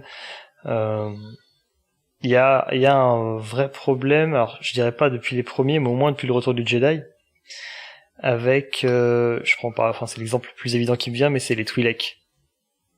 Oui. Les Twi'lek, pour situer, c'est le bras droit de Jabba, on en voit un à ce moment-là. Il y a une danseuse également à ce moment-là qui se fait bouffer par le rancor dans le retour du Jedi. On en voit quelques-unes dans l'épisode 1. Si je dis pas de bêtises, dans l'épisode 2 également ou 3, je ne sais plus. Bon, c'est toujours des personnages de fond, mais globalement c'est une race d'extraterrestres qui est très appréciée, on va dire, par le fandom, tout ça. Mais ne serait-ce que dans l'épisode dans Retour de Jedi, c'est alors déjà c'est une race qui a été réduite en esclavage, principalement les femmes, et qui Très sont sexualisées, très ouais. très sexualisées, et il y a ce côté enfin je sais pas le terme, exotisme, enfin fétichisé derrière, clairement. où derrière, il me semble qu'en plus les actrices, c'est soit des asiatiques, soit des Oui, noirs elles qui étaient jouent racisées. Ouais. qui les jouent. Elles étaient racisées déjà de base.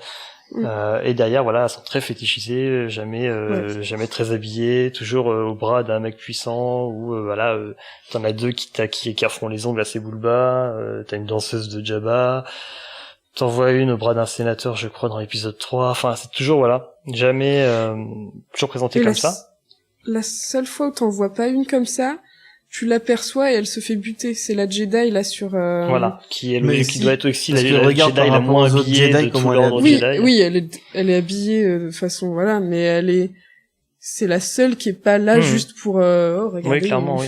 Mais puis c'est Et la elle se fait seule. buter direct et sans rien calculer. Hera, donc, sinon. Puis Mais après tu on vois, va il dans a Voilà, l'univers mais étendu, là. ça c'est C'est pas ils sont roulés dessus dans l'univers étendu aussi, parce que justement, et là c'est Korra, ce Jedi Twi'lek, on a eu plein de comics dessus. On a eu aussi Dark Talon, voilà, la Jedi, la Twi'lek rouge avec les tatouages de la Dark Maul qui portait quasiment rien sur elle et qui devait être le nouveau Sith. On la retrouve dans l'art dans le l'artbook de Force Awakens, ça m'a surpris d'ailleurs. Et qui devait être Snoke. tourner Kylo Ren du côté obscur par le pouvoir du Zizi. On regardera ça pour l'épisode, enfin l'épisode sur l'épisode 7, mais voilà. Mais c'est une espèce dans Star Wars, et dans les films à la base, puis ensuite dans l'univers étendu, qui a toujours été très fétichisé comme ça, vraiment le côté exotique, femme-objet exotique. Donc même c'est dans vraiment les un problème jeux. qui est... ensuite, oui, par déclinaison dans les jeux derrière, mais le problème vient du film, enfin du Retour du Jedi à la base, où elles sont montrées comme ça. Je pense que le problème est plus profond, simplement que ils ont fait de la merde sur l'épisode 1, ils ont foutu des clichés partout. Il y a vraiment un souci de ce côté-là, qui depuis, alors je sais pas si c'est une volonté propre clairement établie, mais depuis le rachat par Disney, les personnages Twi'lek sont nettement plus valorisés. Déjà dans Rebels. Oui, ils sont pas là. Dans Rebels, on a Hera Syndulla qui est un personnage principal, qui est une héroïne, une femme forte, enfin tout ce qu'on veut, le personnage est génial, qui porte des vêtements. On retrouve et pas des vêtements qui montent son nombril et qui portent des vrais vêtements effectivement, et on en retrouve aussi dans Battlefront 2 qui sont pareils, habillés normalement. Il y a plus ce côté voilà où on essaye vraiment de les exhiber comme des trophées, comme des évidemment il y a plein enfin ça n'étonnera personne, mais sur les forums de fans ça gronde.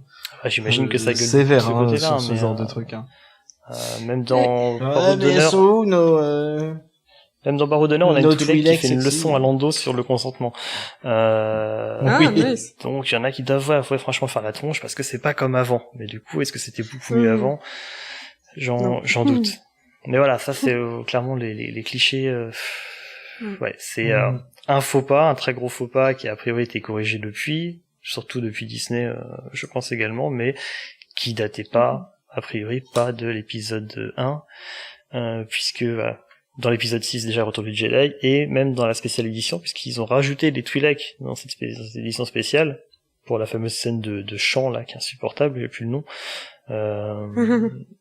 Ils en ont encore rajouté une justement, donc voilà, c'est le cliché est encore bien admis et bien dans l'esprit de Lucas aussi, quoi. Donc il faudrait qu'il se calme un peu le cul là-dessus. Un papy Lucas. Un papy gênant. Un papy lubrique. Oui, c'est ça. Un papy malaise. Et toi, t'avais d'autres trucs dont tu voulais parler, que t'avais dit Moi que tu en parlerais à la fin, des trucs que t'aimes vraiment pas. J'ai fait que dire ça tout le long parce que j'ai plein de... En fait, ce film, c'est oui, mais... Donc voilà, Qui-Gon, moi j'en ai déjà beaucoup parlé, mais comme dit, le personnage est calculateur dans le sens où il essaie d'avoir un manipulateur plutôt calculateur. Il prend ses décisions, alors s'il veut à l'instinct, vraiment comme elles viennent. Par contre, du coup, il manipule un peu tout le monde pour que ça aille dans son sens. Ouais. Voilà. Il est bien insupportable de ce point de vue-là, bien détestable. J'ai noté d'autres trucs, je suis sûr aussi. Le côté un peu prétentieux, un peu hautain. Mais au final, il est comme le Obi-Wan de la trilogie originale. Hein. C'est pas faux. C'est pour ça que j'aime pas d'ailleurs. C'est pas faux. Le Obi-Wan de la trilogie originale. Sinon voilà, ce côté un peu réal qui est supérieur, pas je sais encore- mieux que vous, donc vous suivez, et puis si vous êtes pas d'accord, je vais faire en sorte que vous soyez obligés de toute façon. Ce côté un peu supérieur. Les Izzy-chloriens, on peut en Qu'on trouve parler chez aussi, les- hein. Les midi-chloriens, c'est Mais non, pas mais- possible. Enfin, non mais, On en fera un On épisode, en parlera oui, mais ça a amené des idées plus tard avec les trucs de... Il y a ce tu sais. côté. Moi, jeux ça m'avait vidéo. pas choqué, honnêtement. Je crois que le truc qui pose problème, c'est l'explication autour des midi-chloriens qui disent que voilà, en gros, je pense qu'il a amené ça dans l'idée de, pour montrer l'universalité de la force. Il y a des midi-chloriens partout, on en a tous, et c'est à pour travers montrer- eux que tu manipules la force. Je pense que c'était aussi pour montrer à quel point Anakin était vraiment exceptionnel, parce que, waouh, c'était plus que Yoda. Voilà, Mais c'est mais c'est là que ça a qui pose merdé. problème. C'est ça que ça a merdé pour moi. C'est il a plus de Izzy-chloriens que Yoda, plus de 20 000. J'aime Alors bien déjà- qu'on parle de Zizi tout le temps ici. c'est génial. Mais ça, c'est en hommage à Ximnut, hein. Je sais qu'il aimait beaucoup le taux de Zizi la dernière fois, donc, voilà. Izzy-chloriens, c'est ça qu'il voulait dire, j'en suis C'est parfait. Les Zizi Gloriens. Mais, du coup, voilà, on nous dit qu'il a un taux de midi-chloriens supérieur à ceux de Yoda. Donc toi, tu te dis, alors attendez, donc s'il a plus de midi-chloriens que Yoda, ça veut dire qu'il est plus fort que Yoda, donc il est forcément plus fort que les autres, donc il faut que tout le monde ait un taux plus ou moins élevé de ces trucs-là pour être un bon Jedi, et donc si t'en as pas beaucoup, t'es pas un Jedi. Et c'est ça qui a foutu la merde, c'est que du coup après tu fais une distinction entre ceux qui en ont beaucoup, ceux qui en ont pas, les élus, les pas élus, ceux qui peuvent être Jedi ou qui ne peuvent pas l'être. Et c'est là qu'après tu pars dans des délires où justement machin doit hériter de un tel et un tel, puisque Anakin est le père de Luke, machin, donc il a forcément aussi un gros taux de midi-chloriens, blablabla, et tu crées l'idée que t'as des dynasties de Jedi, alors qu'ils sont pas censés affronter normalement, mais encore une autre contradiction de merde, mais c'est ça qui a foutu le sbeul, hein, je pense clairement. Si c'était resté sur l'idée d'universalité de la force à travers ce truc, pourquoi pas? Ça fait un peu nanar comme explication, on n'est plus à ça près, mais pourquoi pas? Mais voilà, le problème, c'est d'avoir essayé de créer une échelle de valeur. Ou en tout cas de cette façon-là. Ouais. Je suis d'accord. Et en plus, les gens comprennent plus comment ça fonctionne la force en plus. Hein. Oui, on a pas mal de gens qui nous posent des questions de pourquoi lui, il gagne à ce moment-là, mais pas à ce moment-là. pourquoi Voilà, lui, c'est il est encore plus des fort. trucs narratifs. Ça, Et bah, ça c'est n'a simplement même pas- l'histoire, plus voilà. rien à voir. On s'en fout du reste. Il y a une histoire à raconter, donc on fait en sorte qu'elle soit racontée. Mais bon, on en parlera, mais les gens, ils sont là à fond sur... il faut défoncer Rey à tout prix, alors que... quand tu lis ce qu'ils disent, de toute façon, eux, ils comprennent... Enfin, ils ont pas compris ce qu'était la force, alors que c'est plus ou moins clair dans l'Empire contre-attaque, hein. Ça a jamais vraiment évolué depuis, à part les midi-chloriens et certains jeux vidéo dont on parlera justement. Il faut juste arrêter de faire du theorycraft et essayer de mettre tous les Jedi sur une échelle et de voir qui est le plus fort que l'autre. Enfin, ça rime à rien. C'est des histoires avant d'être un système. C'est pas un système comme on pourrait avoir dans un jeu vidéo. Alors oui, il y a des jeux vidéo dérivés de ça, mais c'est pas ça le cœur du truc. Le cœur du truc, c'est une histoire. Et c'est ça qu'on cherche à raconter avant tout. Donc après, on fait en sorte qu'un tel gagne ou un tel gagne pour que l'histoire avance aussi, tout simplement. Ok. Voilà, j'ai fait le tour. On conclut, Est-ce que moi, toi, je pourrais tu conclure en veux disant conclure quoi? Que c'est un film dispensable et qu'on pourrait commencer par l'épisode 2, mais ça serait dommage parce qu'on raterait plein de trucs cool comme eux. Donc, c'est à voir, mais avec 3 cafés dans le bide. À moins de risquer de finir comme Jabba pendant la course. Oui, Ça c'est va. vrai. C'est D'ailleurs, vrai, même lui, il dort. C'est vrai que lui-même s'endort à la fin, pendant la course. Le film, il est Je me suis conscient demandé, de sa c'est propre ça, je me suis demandé clientèle. si c'était pas genre une espèce de petite mise en abîme de... C'est quand même triste que le moment où la mise en scène s'emballe et prend un peu son sens que, ça soit trop long et que du coup on sache chier quand même. Parce que elle est géniale, j'aime beaucoup, mais soit je regarde que ça, soit je regarde le film, mais à ce moment-là du film, j'ai un coup de barre. J'ai du mal à lutter contre. C'est bête, hein, mais j'aime bien ce passage, mais il dure 5 minutes facilement, trop long. Le film est long et en même temps se pose pas assez. Et c'est vrai que moi, quand je me dis faut qu'on regarde les films et est-ce qu'on se regarde le 1, même si j'aime bien ce film, j'ai jamais envie de moi-même de me dire tiens, je me referai bien l'épisode 1. J'avais pas envie de le revoir. Ce truc-là. Je l'ai revu pour le podcast, mais moi tu vois, j'ai pas eu mais le... souvenir Je me suis dit je le suffisent à connais par moi-même, cœur, c'est bon. si je veux revoir un extrait, je revois un extrait, mais Le revoir Voilà, entièrement, mais j'ai dû me faire un peu violence. Il y a plein de trucs que j'aime bien. J'aime bien le film, mais j'ai pas forcément envie de le revoir. Et pourtant, il y a plein de trucs cool dedans, comme on disait. En Il y fait, a des pour persos moi, que j'aime bien, etc. après l'avoir revu, j'en parlais avec ma femme, et clairement, en fait, pour moi, c'est pas en termes d'objet cinématographique, c'est pas un bon film. C'est pas un bon film. C'est un bon catalogue d'images de l'univers Star Wars à cet instant-là. On a plein de planètes cool, on a plein de vaisseaux cool, de droïdes, voilà, on a plein de belles images, de trucs super stylés. Des aliens. Voilà, des moments de vie, on pourrait même presque dire. Mais en tant que film, j'ai pas envie de le revoir, on se fait chier parce qu'il y a un truc qui marche pas, soit dans le montage, ou dans la réal, il y a vraiment quelque chose qui passe pas. Il y a pas tellement d'enjeux, en fait. Il y a pas d'enjeux, ouais, ça manque d'enjeux. Mais ça, c'est un problème général de Bah, toute la prélogie, hein. c'est surtout je pense qu'on que pourra conclure à la fin des épisodes sur la prélogie, mais il y a un problème d'enjeu sur tous ces films-là, en fait. Ouais. Mais en fait, il y a un enjeu, mais l'enjeu, il est avec Padmé, et le film, il préfère Qui-Gon et Anakin. Et Anakin, c'est celui qui a zéro enjeu, parce que à partir du moment où il est parti de Tatooine, il y a les midi-chloriens qui gèrent. Rien, et du coup, t'as lui dans l'espace à la fin. Bah, heureusement que c'est joli, parce que c'est le moment où même si l'action est bien foutue, tu t'en fous, en fait. Le problème, c'est que la prélogie, elle a cru que son enjeu, c'était de te raconter comment Anakin est devenu Dark Vader. Le problème, c'est qu'on sait tous ce qui va se passer. Et c'est Vicarion qui disait ça dans sa vidéo, qui est assez cool à voir. C'est que le problème, c'est qu'on voit un mec qui prend que des mauvaises décisions à partir de l'épisode 2, qui se fait balader dans l'épisode 1 par un mec qui prend que des mauvaises décisions. Et qui réagit à des mecs qui ont pris des mauvaises décisions. Voilà, donc c'est laborieux. C'est laborieux. Il y a, même si la musique fait tout ce qu'elle peut, même si visuellement ça fait tout ce que ça peut. Même si les acteurs, ils font ce qu'ils peuvent. Ah, d'ailleurs, juste pour finir, il faut arrêter de bâcher Jack Lloyd. Je sais que c'est un peu tard pour dire ça maintenant, mais vraiment, ce pauvre gosse, il méritait pas tout ce qui lui est tombé sur la gueule.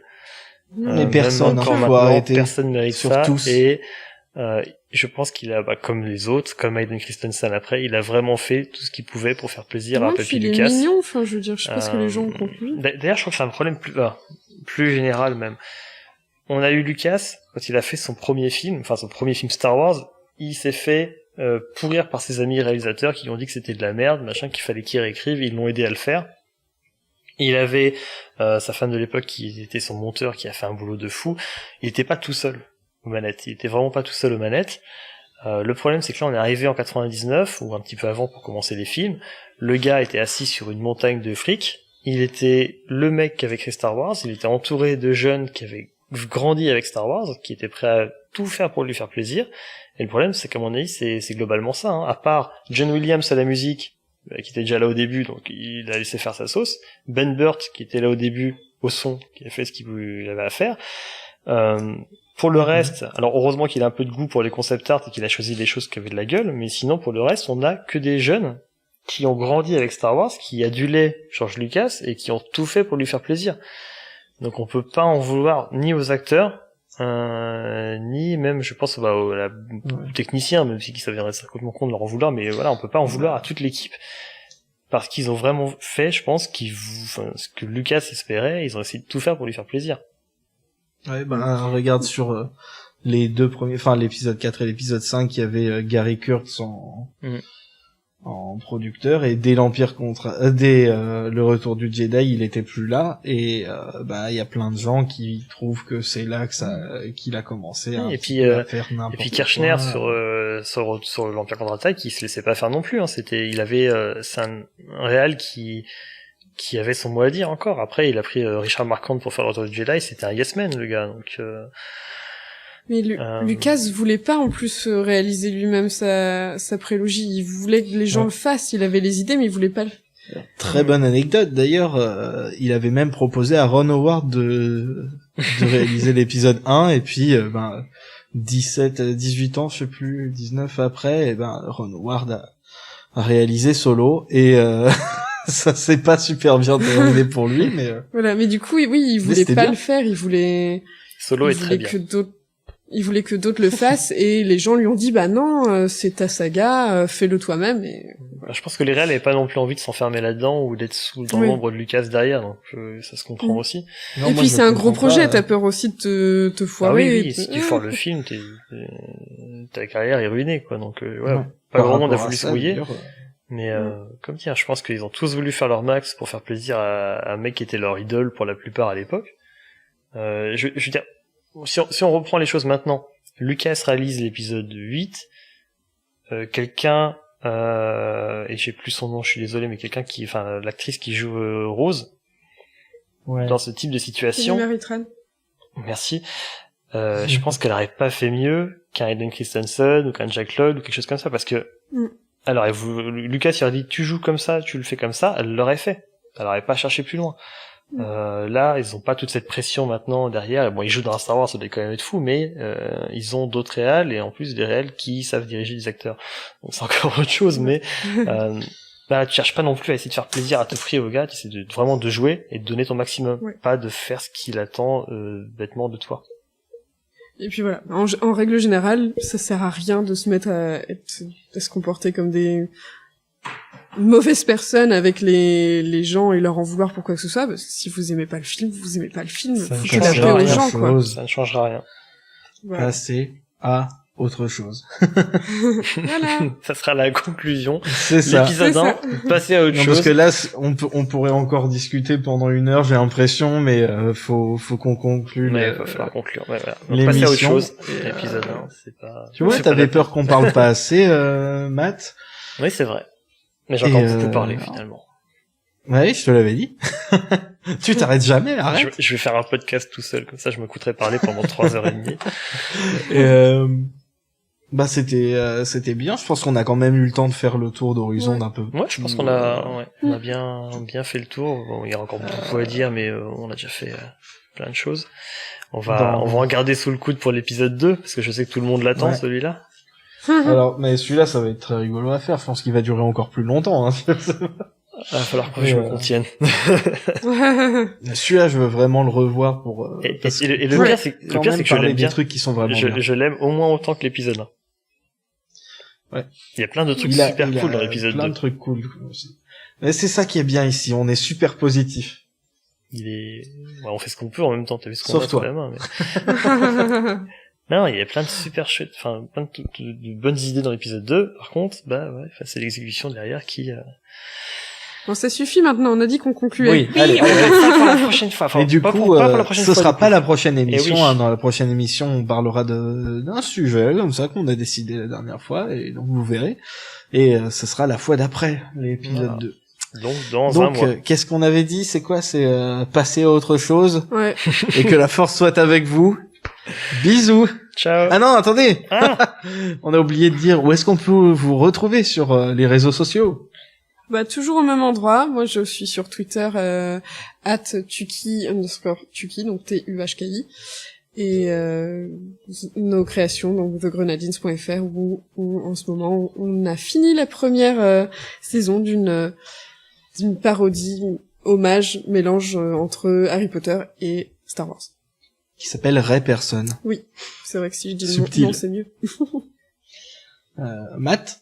Bah moi je vous dirais simplement d'aller sur le compte Twitter de l'émission, sur Fauconpod, @Fauconpod, où je vous mettrai un tweet avec les différents comptes des intervenants, même de ceux qui sont pas là, et comme ça vous pourrez aller voir tout ça. Voilà, et comme ça moi j'ai pas besoin d'en rajouter. C'est comme ça que ça se fait. On gagne du temps. Allez, on arrête. On recommence. Passez à autre chose. Mais revenez quand même à la prochaine émission. Et que la force soit avec vous. Bisous. Ciao. Salut.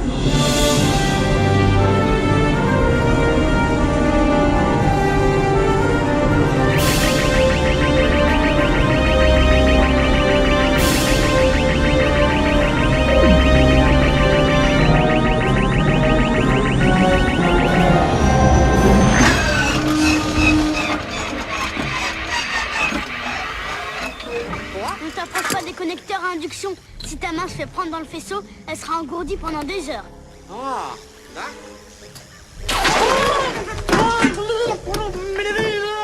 pas de louille. Mais ça donc la clé. Où c'est que la clé? Ah,